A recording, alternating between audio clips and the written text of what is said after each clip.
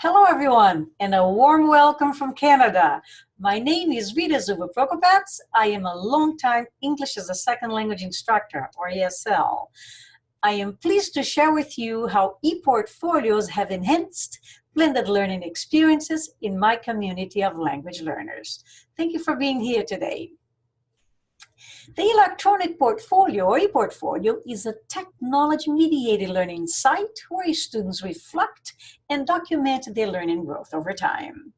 The e-portfolio is a vehicle of culture sharing among students and has the potential to become a subculture of a much vaster space, which is internet culture.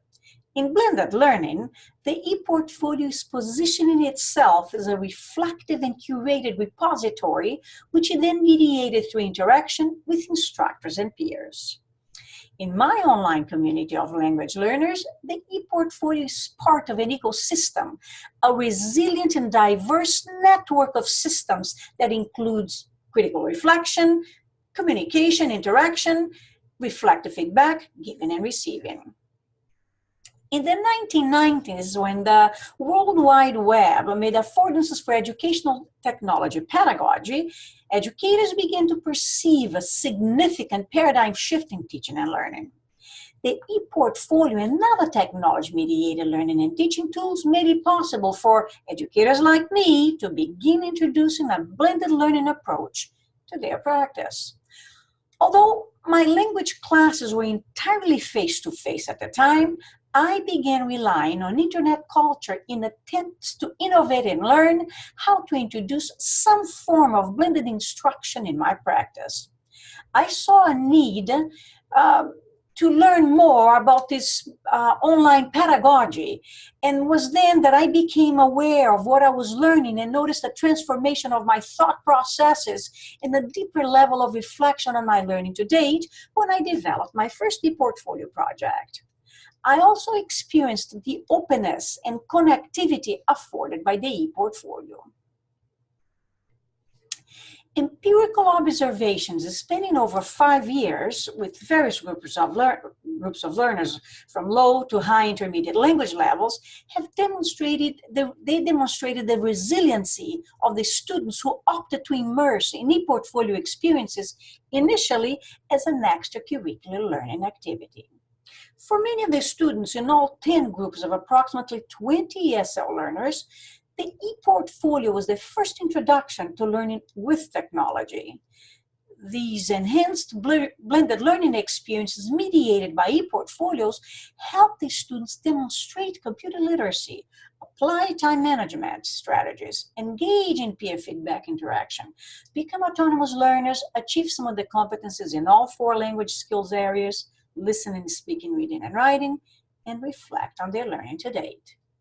As students use the e-portfolio as a technology-enabled learning tool to showcase the achievements, a challenge in and of itself, they engage in an ongoing process of thinking about their own learning. They welcome the e-portfolio learning space outside the classroom, where they could insert audio files, submit their tasks, and post reflective thoughts. In 2018, when my learners had the opportunity to immerse in a 5-month, 5-module blended learning experience, the e-portfolio housed their culminating experiences throughout the term. The students had a final individual reflective project that they created and presented as a speaking assessment task. As outlined by the International Association of Blended Learning as an educational approach, the blended format of learning experiences integrates face-to-face with mobile and online methods. It is also well-planned, well-structured, and enables teacher-facilitated interactive learning. As illustrated in the modules here, the language learners could anticipate the creation of their individual projects based on the description of the final module. My evidence-based empirical observations have helped tell a story of the affordances of an online learning environment replete with level-appropriate resources, guided instruction, and peer feedback interaction. In this community, the learners engage in decision-making with self and peers to modify or not the artifacts on their e-portfolio projects. In doing so, the learners further demonstrate how knowledge is co-constructed in online communities and how these experiences foster further reflection on their learning to date. The portfolio movement has been gathering momentum, and in the early 2000s, there was a rise in the number of e-portfolio owners in various countries, including Canada. These global phenomena accounted for hundreds of thousands of users worldwide at a time. In addition to linking individuals with similar competencies, interests, and abilities, as in a community of learners, the e-portfolio enabled students to engage in lifelong and life-wide learning.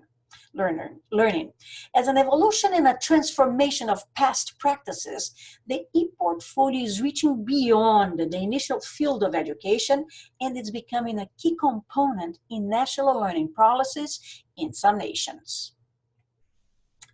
In order to align my positionality as a learner, educator, and researcher, I relied on theoretical underpinnings to guide me in the process. My ongoing observations showed evidence of how students participating in the e-portfolio projects attempted to establish a community where they shared common interests and activities during the process. As a subculture of internet culture, the e-portfolio became a vehicle for culture sharing. As such, the students relied on the resources from the environment while engaging in a culture sharing of learning. As I step back, I also noticed that during the interactions of the students with each other and their projects, there seemed to be an overlapping of aspects of the taxonomy of the cognitive and affective domains. Therefore, the epistemological foundation of my observations, both in my blended language classes and in my current research study with graduate students, have rested in part in the concept of ecological constructivism and with Bloom's taxonomy of the affective domain. The affective domain, as part of a system internal to the learners, includes learners' awareness and understanding of their own thought processes, or metacognition, and their interests, attitudes, and values in development of appreciations and judgment, as outlined in the original and revised versions of the taxonomy. The affordances of the environment, the systems operating within and internal to the learners, as outlined in ecological constructivism, and the gradual awareness of growth in both learning and attitudes in an online community of learners have underpinned my observations both in my language classes and in my research study with graduate students. As my ESL program is government funded, the ePortfolio speaking activity must align with the program competencies in the Canadian language benchmarks, for example, comprehending instructions and sharing information. The ePortfolio as a blended learning project requires a structure, timelines, and proper modeling. As such, my students rely on the legacy of the ePortfolio community for instructions, modeling, and further information on how to create their projects. During the final month of our blended program of studies, students from various classes, from previous classes, are invited to present their projects and address questions from the students. In week 3, the students post in the discussion forum a link to their unfinished project in order to engage in their peer feedback giving and receiving. In the subsequent days, some eager students begin to present their final projects, thus providing further modeling. Since this educational approach integrates face-to-face with online methods, it is well-planned, well-structured, and provides a balance and alignment of tasks on campus and online.